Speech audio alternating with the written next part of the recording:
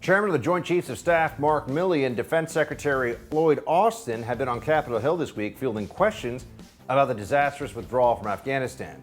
As expected, there were a lot of deflection moments and absolutely no accountability. I'll take a look at what they had to say in tonight's Hold the Line.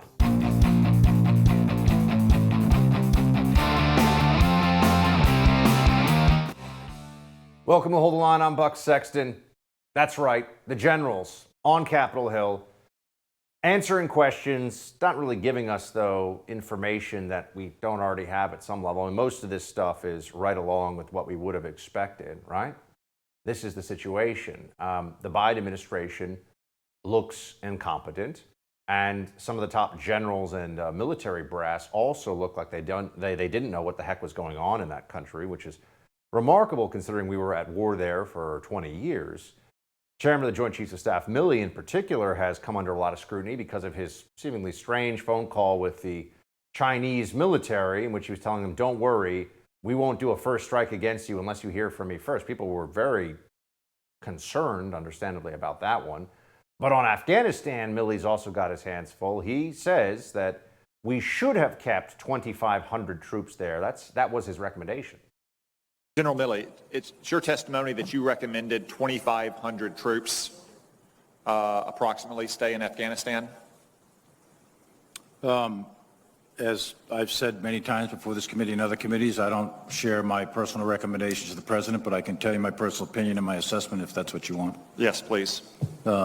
Yes, my assessment was back in the fall of 20, and it remained consistent throughout, that we should keep a steady state of 2,500, and it could bounce up to 3,500, maybe something like that, in order to move toward a negotiated, gated solution. So Milley won't say if he advised Biden to do that, but seems like that's the implication of this, right? Well, then we know the Biden administration, Joe Biden himself, said that the generals, there wasn't a consensus. The generals didn't say have to leave troops there longer than were left by the Biden administration. But Secretary of Defense Austin, he said this, which seems to contradict Biden. Secretary Austin, President Biden last month in an interview with George Stephanopoulos said that no military leader advised him to leave a small troop presence in Afghanistan. Is that true?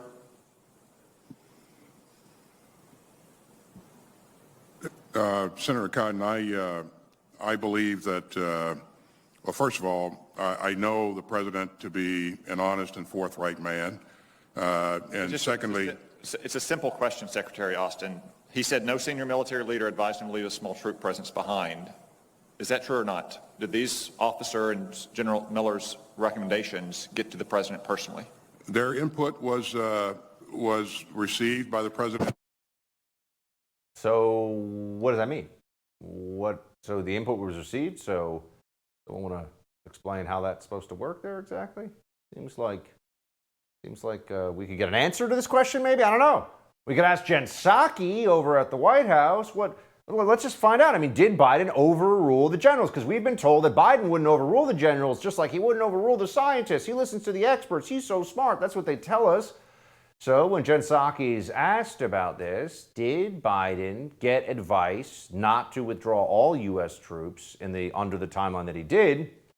Here's what she says.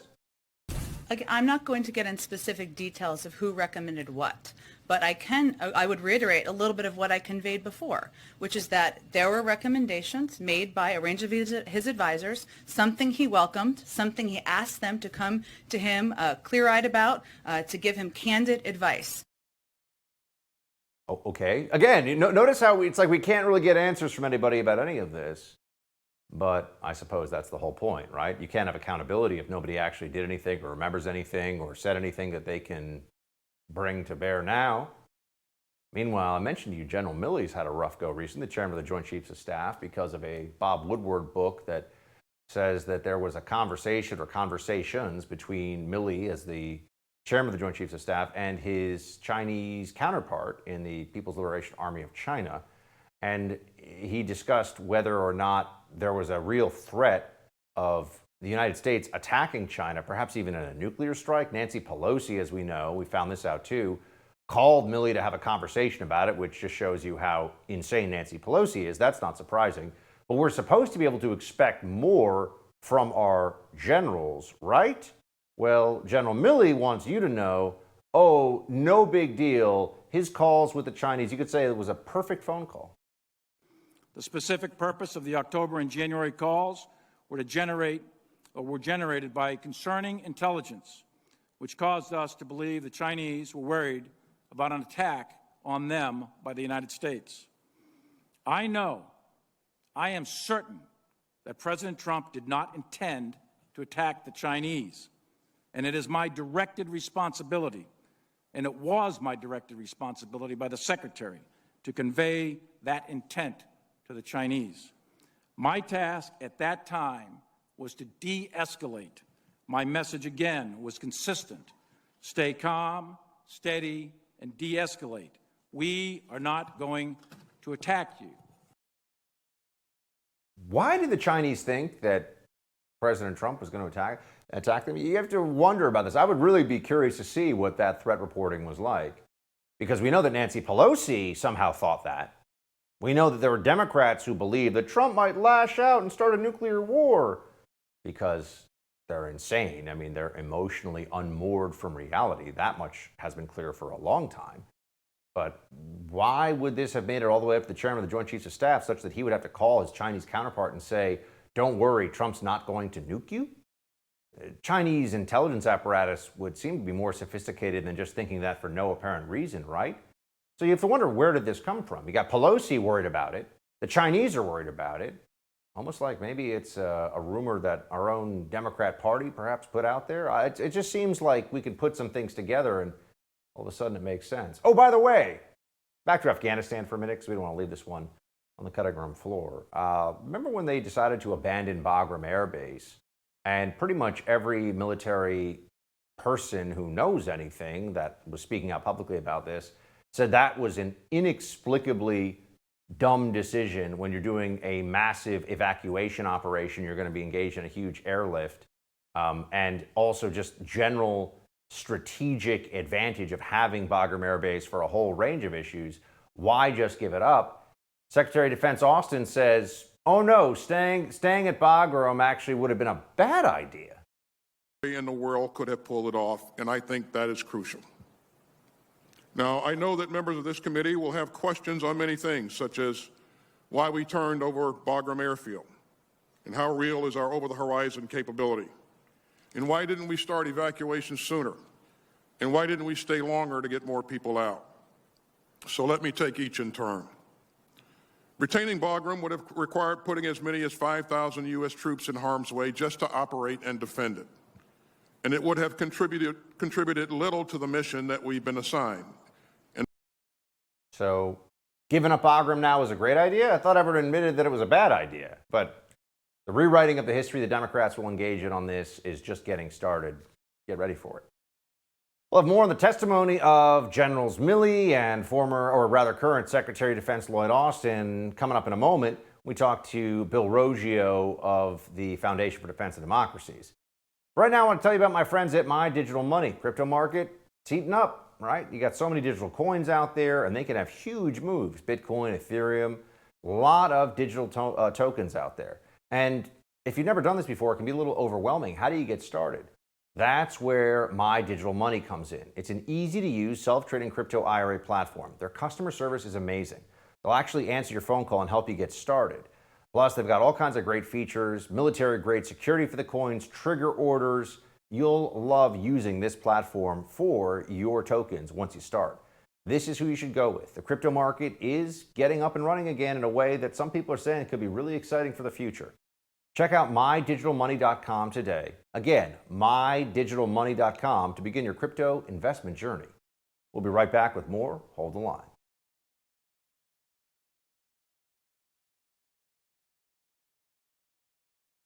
Defense Secretary Lloyd Austin testified alongside General Mark Milley before the House Armed Services Committee, calling the Afghan withdrawal a strategic failure, warning the Taliban remains a terrorist organization and maintains ties with al-Qaeda. The White House has maintained that no military leaders advised President Biden to leave a small military presence behind, a claim that has now been contradicted by several officials. Let's dive in with Bill Roggio, Senior Fellow at the Foundation for Defense of Democracies. Bill, good to see you. Thanks for having me, Buck. Great to see you. Let's just start with, what about this contradiction point? This got a lot of focus. What did Biden say? What are the generals saying? Why does it matter?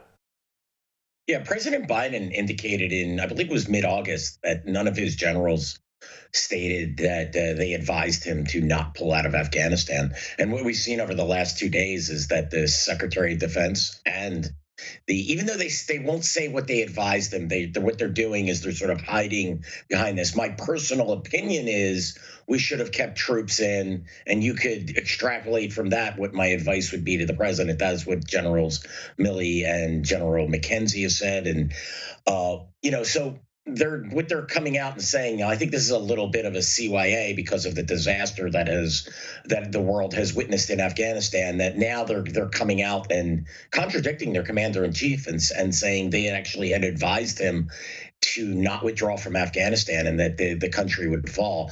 I'm not really sure who I believe in all this. I'll be honest with you, Buck. These generals have lied to us over the course of the summer. They were telling us everything was fine. They were telling us the Afghan government could withstand the Taliban's assault, that the Afghan military was capable.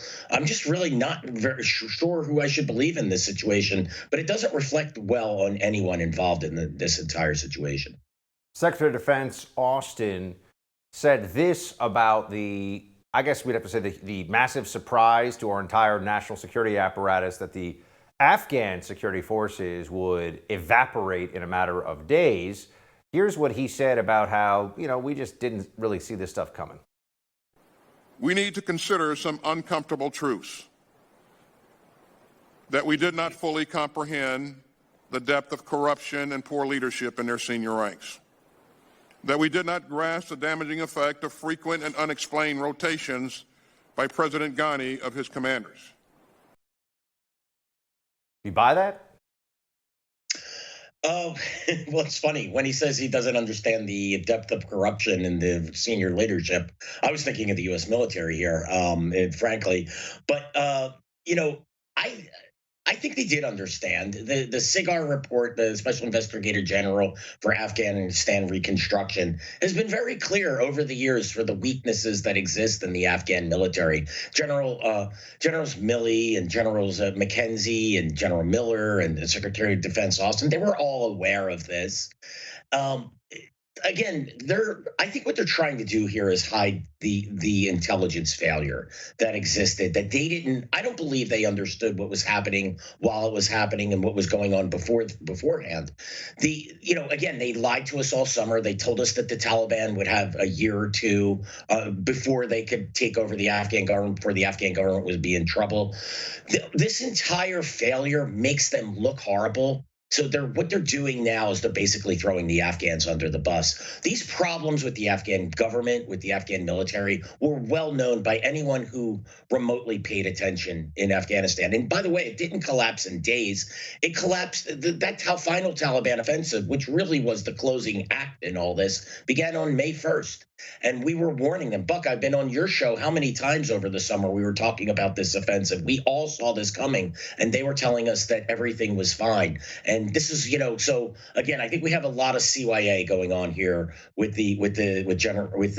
Secretary Austin and with the generals. With regard to CYA, there is now also a line coming out from some of the generals as they're being grilled on Capitol Hill by the House Armed Services Committee that they had to they had to let go of BAGRAM because otherwise they would have had to fight more or something. Do you see this today? Essentially, oh no, letting go of BAGRAM wasn't some huge strategic blunder. It was a necessary thing, and we did the right move. Did that surprise you at all? Does that make any sense to you?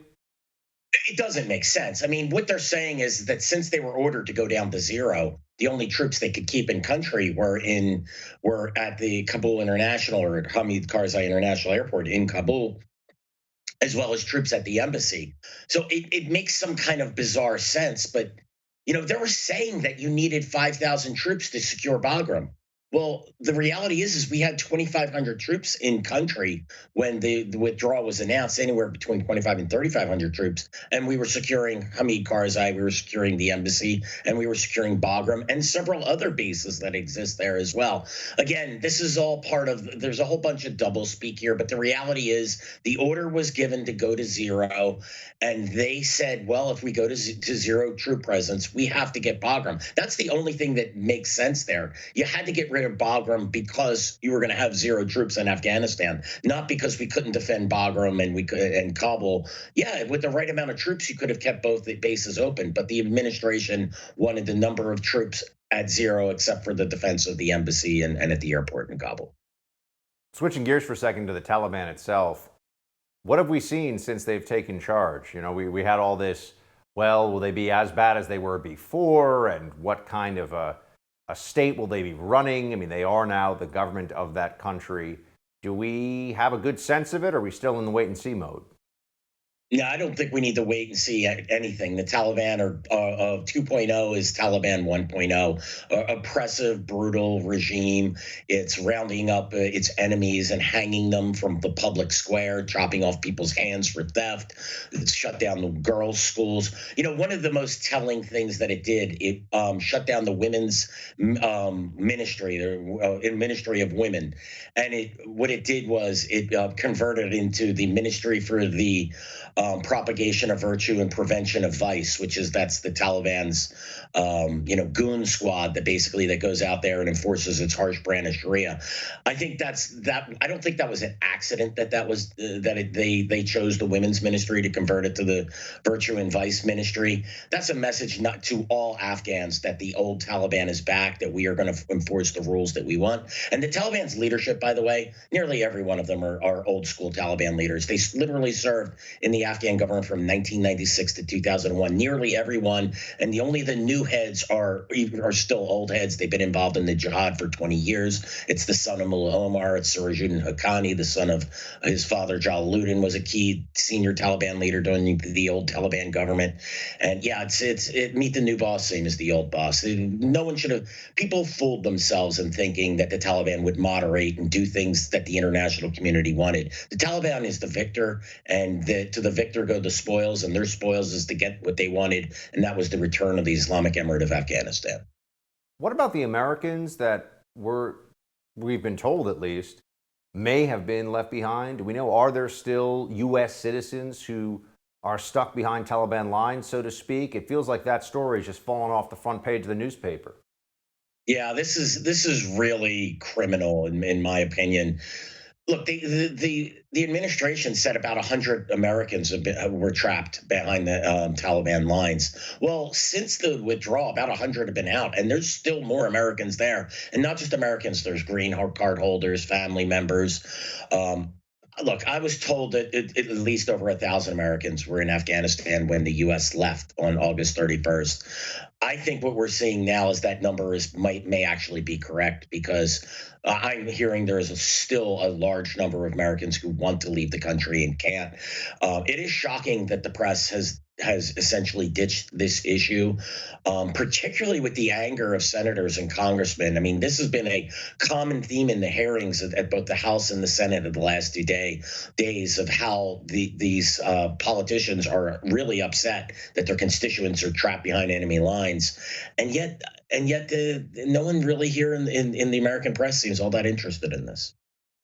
Look, I just hope that people realize the Biden administration is not going to be held to account, and unless people pay attention and see what's going on here. And also, we got to get Americans out of there. Good to see you as always, Bill. Appreciate your time. Thank you, Buck. Have a great day. Cops in the Big Apple, NYC, being threatened with demotion if they don't get the COVID-19 jab. Not exactly the kind of thing we need in the midst of a nationwide spike in murders either. When we come back, former member of the NYPD and conservative commentator John Cardillo gives his thoughts. Let's talk about the most important asset you own, your home. How much equity do you have? 50,000, 100,000, more? Cybercrime experts are alerting homeowners the more equity you have, the greater the chance foreign and domestic criminals will come after you. Home title theft is one of the fastest growing crimes. In fact, Home Title Lock, America's leader in home title protection, is alerting homeowners they could already be a victim and not know it. Here's how it goes down. Cyber thieves search hundreds of public databases for high equity homes. Then they pull your home's online title, they forge your signature stating you sold your home, and they take out loans using your equity. You're not covered by insurance, your bank, or common identity theft programs. Protect your most valuable asset. Register your address now to see if you're already a victim, and receive a complete title history of your home, a $100 value free. Go to HomeTitleLock.com. Again, that's HomeTitleLock.com. John Cardillo, up next.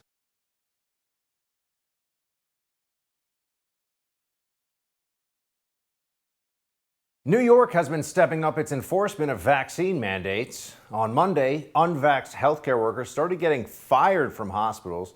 New York City teachers have until Friday to get the jab or lose their jobs, and the hammer is reportedly falling on members of the NYPD. New York Post reported that some unvaccinated undercover cops have allegedly been threatened with demotion because they can't set up stings in restaurants without a vaccination card.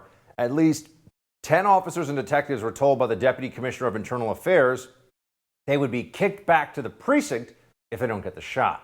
There's no vaccination mandate in the NYPD, so what's going on here? Let's ask former NYPD officer and conservative commentator and TV host John Cardillo. Mr. Cardillo, good to see you. Hey, Buck, always good to be with you. So, what's going on here with, first of all, just to explain to people, it's not a minor thing, right? If you're undercover, I mean, you get demoted and sent back to the precinct. That's pretty tough medicine. What's happening here? Yeah, it really is. It's a good point you brought up. So a couple of things to unpack here, Buck. First and foremost, these are internal affairs cops, officers, and detectives. So we'll get to that in a moment. Part of the reason this is so devastating for a cop who's not yet promoted to detective, in the NYPD, the career track is 18 months in an investigative unit to be promoted up to detective, to get your gold shield, right? And that's a route cops want to go. It's prestigious. It's the fun work. It's the good stuff, the interesting stuff. If these cops are bounced back to their commands, their patrol commands, they lose all that time. They'd have to start over again. Probably go work a tedious narcotics investigative detail in an area that maybe a very bad area, dangerous area. That's part one. The other problem is if they're bounced back to the command, they're pariahs because they came from internal affairs. No one is going to want to work with them. No one is going to be inviting them out for drinks or dinner after work. You know, in the NYPD, they call internal affairs the rat squad. And then look, they do good work. They get rid of corrupt cops. There's the criminal impersonation unit. They don't even go after cops. They go after people out there doing robberies who impersonate cops, but you still have that internal affairs stigma on you. So it's pretty draconian, in my opinion, what the Deputy Commissioner of Internal Affairs, Resnick, is doing. And I have to say, it's just one more command failure of NYPD Commissioner Dermot Shea.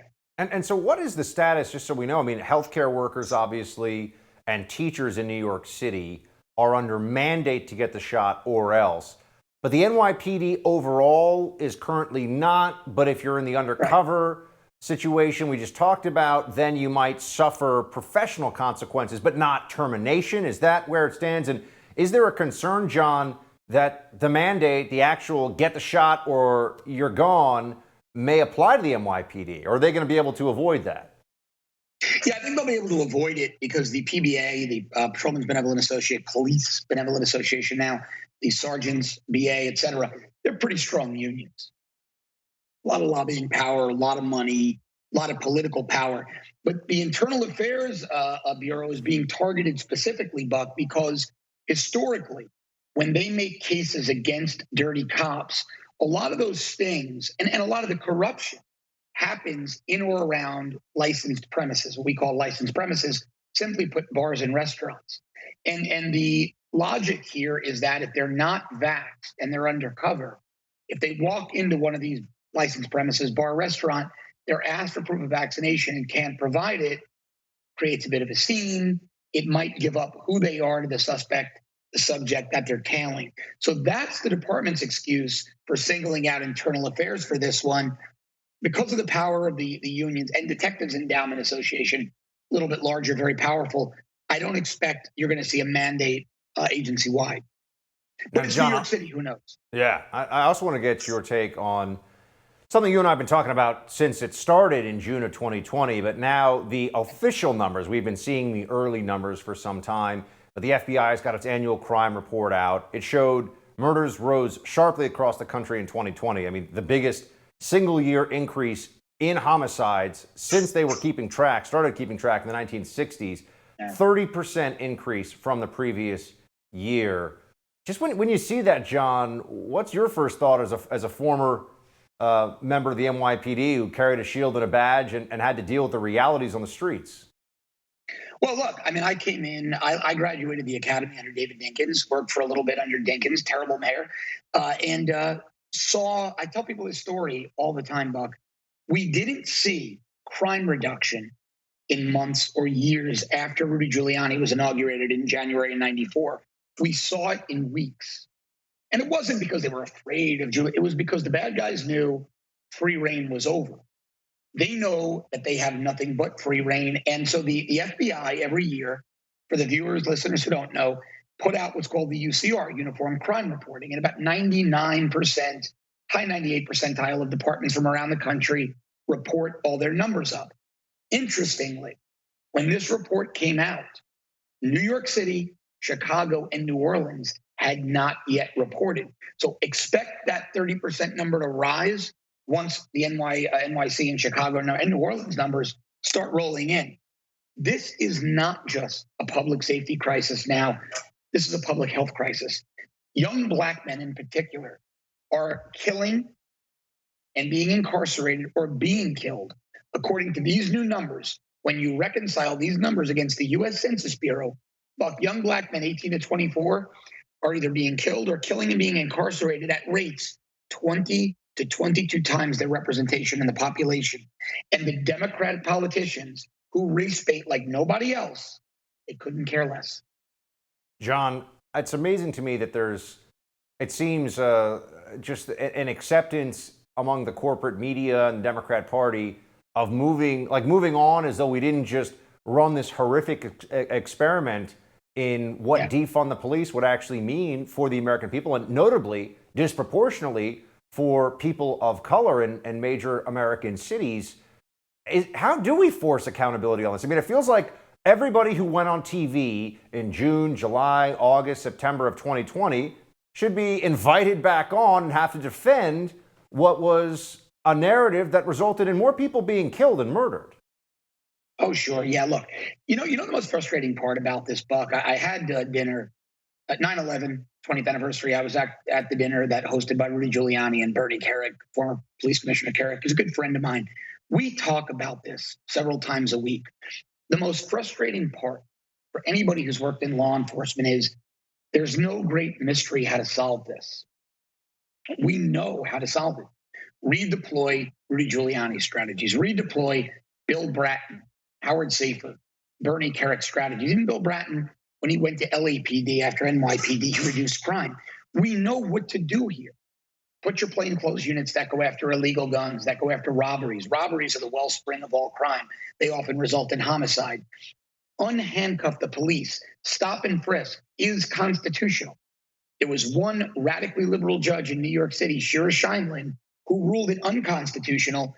The only reason stop and frisk is deemed incorrectly unconstitutional in New York is her decision was never appealed by the de Blasio administration.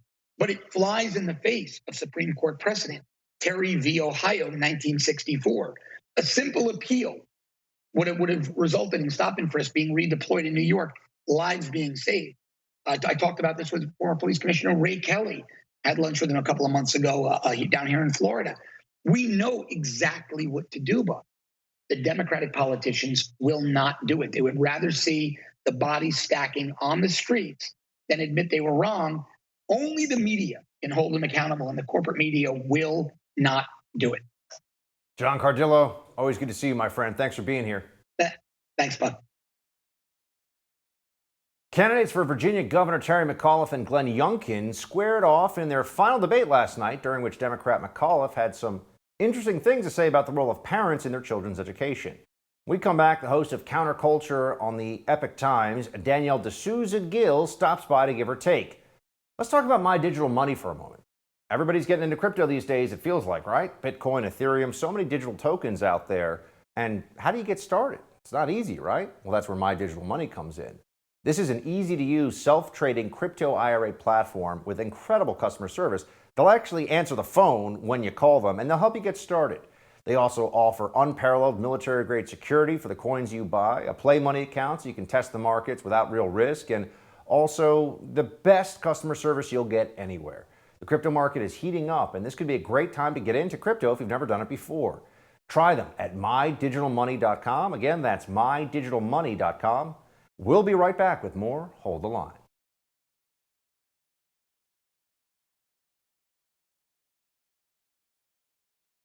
Terry McAuliffe and Glenn Youngkin sparred during the final debate of Virginia's governor's race, but it was one comment on schools by McAuliffe that got the most attention, drew the most criticism. Take a look. I'm not going to let parents come into schools and actually take books out and make their own decision. You vetoed it.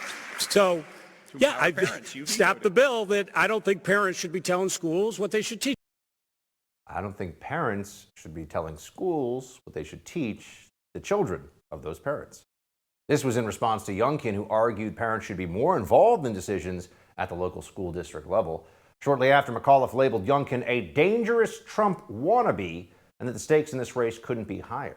Parents should have a voice when it comes to their children's education, right? Thought we'd all agree on that, and maybe not. So you'd think Terry McAuliffe not on board with it. Host of Counterculture on the Epic Times with Daniel D'Souza Gill, Danielle, joins us now to share her thoughts. Thanks for being here. Thanks so much for having me. So this seems like one of those moments of the quiet part said quite out loud by Terry McAuliffe and could cost him in the November election for the governor's race in Virginia. Exactly. If not parents, who should decide what is taught in schools? The parents absolutely should decide what's being taught in schools, because the alternative is that it's basically the government that decides. It's basically these teachers who have really been indoctrinated by critical race theory. And that's exactly what the left wants to teach in these schools. It's critical race theory, it's gender pronouns.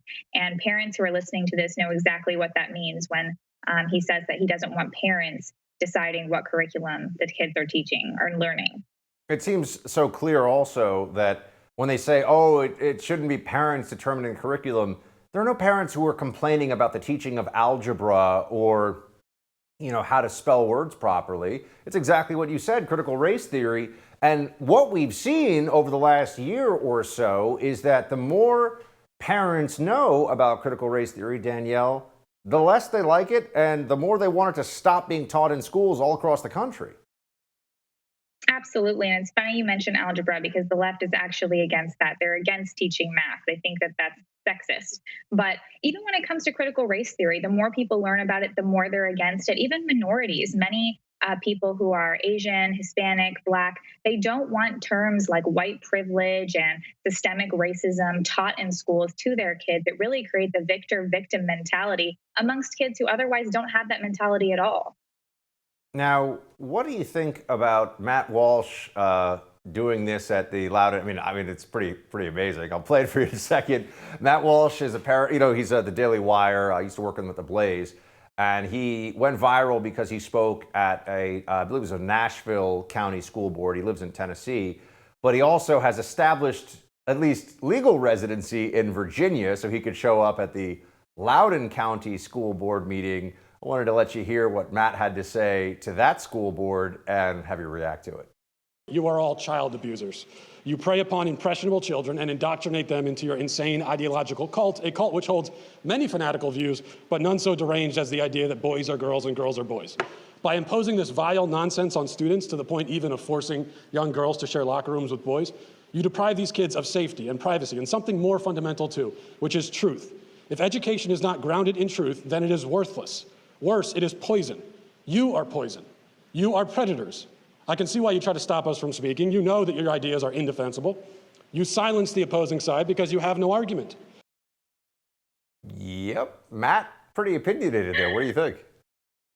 Amazing. I'm so glad he said what we all are thinking. And I think the fact that the left tried so hard to silence him, they tried so hard, they even moved their meetings around so he couldn't make it. They said you had to be a resident to speak. So he leased a property there so he could say his 60 seconds. And I think it just shows that the left, they don't even care about what we have to say. They just want to silence us. That's basically their method with everything. Social media, anything we want to say, they just say, okay, let's do our default, which is silence them. How can we stop them from speaking? But I think this shows us that we can't just rely on social media and these other methods. We have to go back to the days of the town hall and actually show up and make sure our voices are heard, just like he did. To your point about the town hall situation, it does seem that critical race theory has been so far a pretty powerful organizing issue for conservatives to push back, obviously against the CRT agenda, but more broadly to get parents across the country to mobilize against the agenda of the far left.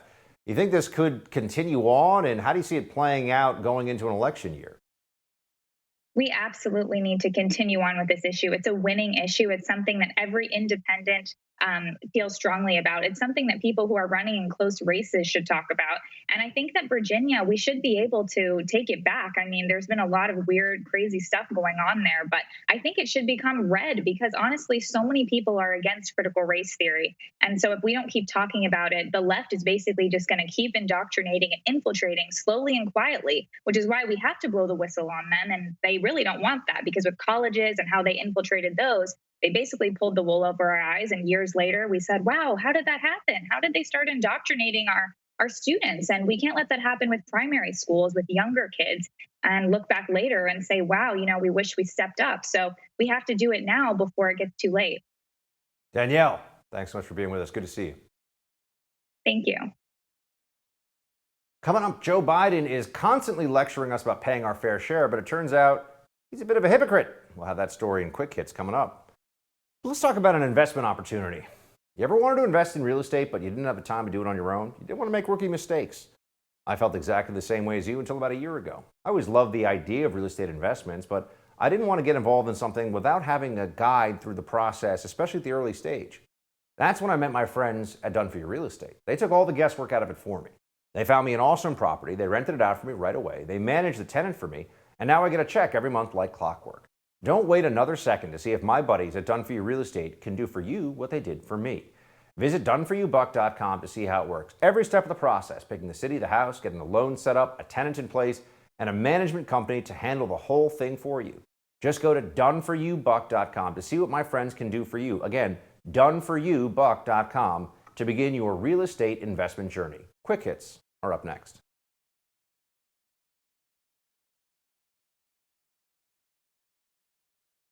Stephen Colbert resorts to cringy vaccine propaganda, and is Joe Biden a tax cheat? Looks like it. Those stories coming up in Quick Hits. Let's get to it. You would think perhaps that late night comedy shows are supposed to be funny. Hence the whole comedy part, right? That's the idea. It's supposed to make people laugh. You're supposed to find this amusing. And it's not supposed to be just a platform for one-sided partisan propaganda night in and night out. But if you've spent any time watching really any of the main comedy shows that are on, right, apart from the Greg Gutfeld show at Fox, which, as we know, has actually had huge rating success because people are tired of the unfunny liberal comedy out there because it's just so nasty and one-sided and partisan all the time. But then there's also the vaccine politics that's brought into all of this, or I should say the COVID Fauciite politics. I mean, you've got to see this to believe it. On the Stephen Colbert show, they had a dancing vaccine routine.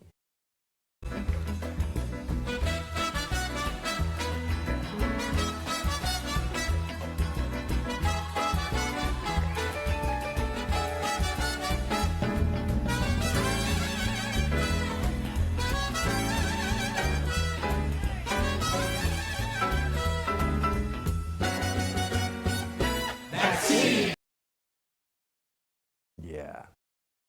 It's weird, right? I mean, the quasi-religious undertones of so much of this, you see it, you say to yourself, what the heck is going on here? I mean, what is this all about? It just seems bizarre. Oh, and then there's Joe Biden, the President of the United States. He dodged at least $500,000 in taxes using a loophole that he opposed. Wall Street Journal reporting that Democratic presidential candidate Joe Biden used a tax loophole the Obama administration tried and failed to close, substantially lowering his tax bill. Mr. Biden and his wife, Dr. mean, give me a break. Mr. Biden and his wife, Jill Biden, please, routed their book and speech income through S corporations, according to tax returns the couple released this week. The tax savings were as much as $500,000 compared to what the Bidens would have owed if paid directly or if the Obama proposal had become law. So, all right, I mean, it was legal, but it is interesting that he uses some of the very tax tricks that he says, oh, we shouldn't have that. That's a bad idea. And now you have an Air Force senior airman who's making a plea for help finding employment for servicemen who have been discharged for refusing the vaccine. I wanted you to watch this. An administrative discharge is not necessarily honorable, but it's not dishonorable. It just means that most of our military service was good. We just failed to comply with an order. So not taking the vaccine is a direct order. So with that being said, what I'm looking for right now is if you're an employer or if you know employers that will undoubtedly employ us, a lot of us are looking at discharge, and we weren't expecting this, so we have like no idea what to plan for, and I'm sure a lot of people are trying to plan for their future right now. So if y'all could help us out, if you guys, like I said, if you're an employer or you know an employer that'll undoubtedly help us out, hire us, whatever it may be, if you could put in the comments, message me. I'm trying to get as much information from my brothers and sisters and myself as possible. Thank you guys. You're a big believer in freedom from the mandates. There are opportunities out there to actually do something and help people who have stood for their conscience and for individual freedom against these unconstitutional mandates.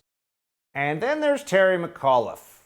This was just unintentionally hilarious. He thinks that the leading conservative in America is Bill Kristol. And I left a huge surplus when I left office. And that's the reason why so many Republicans have endorsed me. Over 24 prominent Republicans. Tonight, I have the leading conservative in America here, Bill Kristol, who has endorsed my campaign for governor. Leading conservative in America, Bill Kristol has made in the last few years, career of doing the bidding of the left in the most servile and pathetic ways.